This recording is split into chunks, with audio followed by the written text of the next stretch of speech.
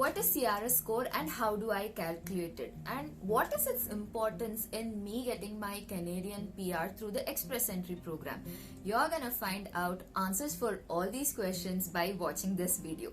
Ellarigu namaskara. I hope you all are doing good. Welcome back to the Little Things. If you're new to the channel, then please go ahead and subscribe and be part of our community wherein we discuss everything Canada, and also go ahead and click on that notification bell so that you don't miss out on any of our video updates. If you ask me what are the things to be done before you start with your PR process, then there are two important things to be done. One is of course to check whether you're eligible for the Express Entry program or not. And if you're eligible, you need to check what would be your, ideal CRS score and whether it's anywhere near the recent CRS cutoff scores. Doing these two steps will actually give you a clarity about how to proceed ahead in this process, and also I do have two videos specifically for how to check your eligibility for the Express Entry program, so please go ahead and check them out. In today's video, let's see how to calculate your CRS score. Now, what is this CRS? It is nothing but comprehensive ranking system. Although it might sound all complicated and stuff, it is not. Let's say how in school we used to have all these tests for math, science and languages. We would get some score, they would total it out and they would give us some rank, right?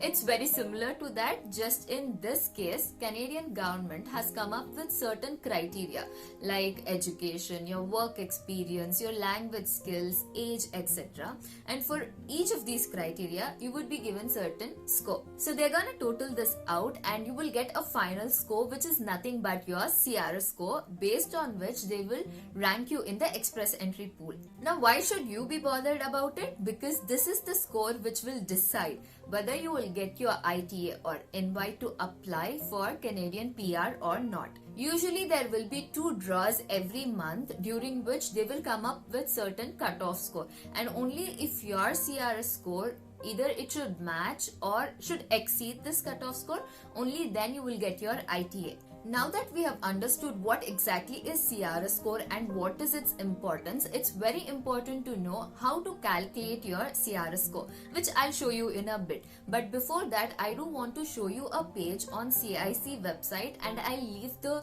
link in the description below for this page, and it will actually give you all the details that's involved in calculating your CRS score, about the different criteria and how score is allocated to each of these factors. Using this page, you can actually calculate your CRS score manually, but that would be a tedious process.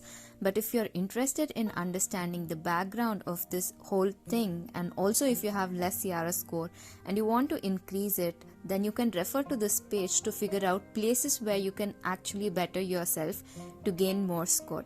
It also gives you breakdown of score based on whether you're single or a couple. Now let's see how to calculate your CRS score, which is super simple and should hardly take 1 to 2 minutes of your time. I've seen many videos on YouTube on how to calculate your CRS score, and usually it will take a couple of steps to find the calculator.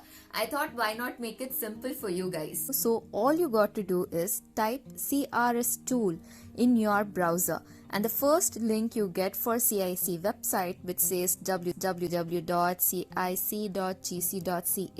click on that and there you go. You have reached the page containing the tool. You can also find the link to this tool in the description box below. Now if you scroll down, they do say when you can use this tool. Obviously, you should be eligible for Express Entry, without which it's of no use. And if you have not yet created your Express Entry profile but just want to know what will be your CRS score, or if you have received your ITA and there has been some changes to your profile and you want to know whether it will affect you in any way or not, then you can go ahead and use this tool. Also, mostly what I've seen is people usually pick up either single or couple scenario, but I actually wanted to cover everything possible so that you can find all the information that you need in one place and not actually go out in search of another video to fit your scenario. Although I'll eventually be choosing answers for a couple who, let's say, is applying through the FSW program, but Trust me, I'm gonna discuss all possible scenarios including CEC, FST, everything. So, first thing they want to know is what is your marriage status? You have 7 options here, out of which only if you choose common law or married, a second question will pop up. For rest, it will directly skip to third question. Now, if I choose married, I need to answer questions about my partner's status, whether they are Canadian citizen or PR. Now, if I say yes, all is good. But if I say no, I need to answer another question, whether my partner will come with me to Canada or not. If you choose no here, the next questions related to your partner will not come up. But if you choose yes, then you will see more questions related to your partner towards the end. So choose accordingly. Third question is about your age, and please note that if you have not yet created Express Entry profile, then you need to give your current age. But let's say you have already got your ITA and you were 25 years old when you got it, and within a week you had your birthday and your current age is 26. But still you will give it as 25 because they lock your age as per the date when ITA was issued, so that people don't lose score later on. So choose correctly. Fourth question is about your education. So if you have Canadian education, you will choose accordingly. If not, you're required to get your ECA done from one of the approved agency, and it should not be more than 5 years old. If you need more details on how to get your ECA done, I have a separate playlist for this where you will find all the resources required, so please check that out. One thing to be careful about is if you have got your ECA, then select the level of education provided in your assessment. For example, I have done my master's in India, but as per ECA, it came up as postgraduate diploma, which will fall under 2 or more certificates option. So I need to select that, not master's. Irrespective of the option you choose here, a 4B question will pop up, which is to confirm your Canadian education. And if you do have one, then please make sure that it meets all these 4 requirements. Only then answer yes. If you choose yes, you get 4C question to select your education. Choose accordingly, but in our case, I'll choose no, and this will give me question 5. You have multiple sub-questions under 5. The first one is to make sure that your test result is less than 2 years. If it is not, then you will not be eligible for Express Entry and you need to take up a fresh test. Even if you have not taken up the test yet, you can still answer this as yes for now. Next question is, to prove your first language skills, which test did you take up?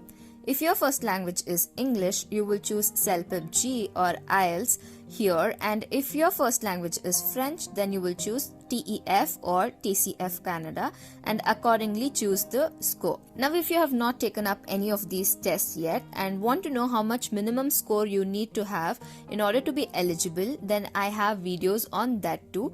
We'll leave a link for that in the description box for you. So for now, I'm choosing IELTS and I will select the score of CLB Band 10, which I think all of you should aim for if you want to reach the high CRS cutoff score. The next sub question is for your second language test, which again needs to be less than 2 years old. If you choose English as your first language, then you will get French tests here and vice versa. If in case you have taken up this test, you need to select the test and provide your test score. If not, just keep it as not applicable, and that ends 5th question. Now we have 6th question about your work experience, wherein they want to know in the last 10 years how many years of skilled work experience in Canada do you have, and make sure this falls under NOC category of 0, A or B. Again, I have a detailed video on how to find your NOC code. Please check it out. If you fall under Canadian experience class, you can choose your number of experience. If not, just select none or less than a year. The next follow-up question is to know about your foreign work experience. I'm just gonna choose 3 years or more here. 7th question is specifically for FST program people, wherein they want to know if you do have a certificate for the same, and please don't confuse it with PNP program. So you can choose it as yes or no. 8th question is to know whether you have a valid job offer. Now, if you do have a job offer, people say you need to have LIMIA, but as you can see here, that is not mandatory. Some jobs need Limya and some have exceptions. So make sure you have one in place if it is required. If you're answering it as yes, make sure you meet all the criteria listed here, and also click on this link for more details on this. So if you click on yes, you need to select the NOC skill type or level from here, but for now I will select no.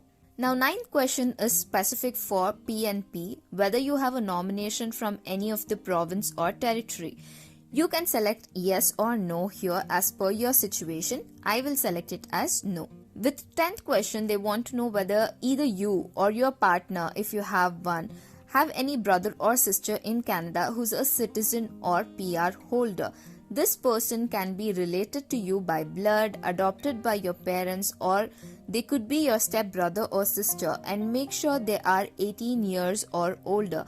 This can't be any other relative of yours, alright? Strictly brother or sister only. So answer it as either yes or no. Now, if you have selected your marital status to be anything other than married or common law, this is the end of questions for you. You can click on calculate score. Even if you have a partner and they're not accompanying you to Canada, even then you don't have any more questions to answer. Only if they are going to accompany you, then as I said before, we will have additional questions that needs to be answered, which will be questions 11 to 13. You can answer them just like how you answered questions for your own education, work experience in Canada, and language test. So once you have provided all the details for your spouse, click on calculate your score. You will get your results below, wherein they give you a breakdown of how much points did you score for each of the criteria involved, and as you can see, all the way down is your CRS score, which has actually come up to 476, and I must say this is an excellent score based on previous cutoffs. You might have felt this to be a lengthy process, but trust me, it took so much time just because I explained everything to you. But I can bet you it will hardly take 1 to 2 minutes to actually do this. Guess what? Let me show it to you right now for a single person.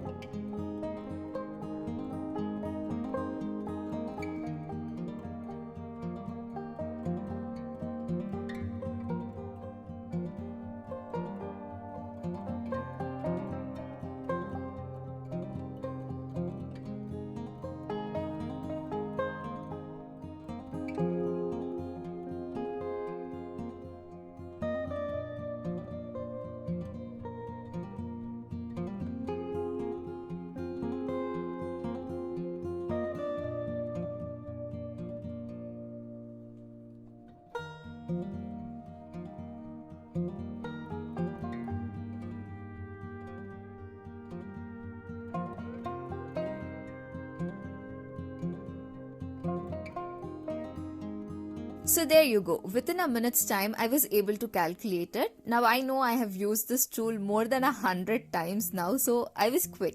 But you get the idea, right? It is not at all difficult to use. I hope this video has helped you to understand what is CRS score and how to calculate it. If you still have any more questions, then please feel free to comment below, and you can also reach out to me via Instagram DMs. Please don't forget to subscribe to the channel and also like and share this video so that it reaches to more and more people who can benefit from it. I guess that's it for the day, guys, and I hope to see you all soon in my next video. I wish for all of us to be blessed with abundant love, peace and happiness. Take care and do remember, life's all about the little things.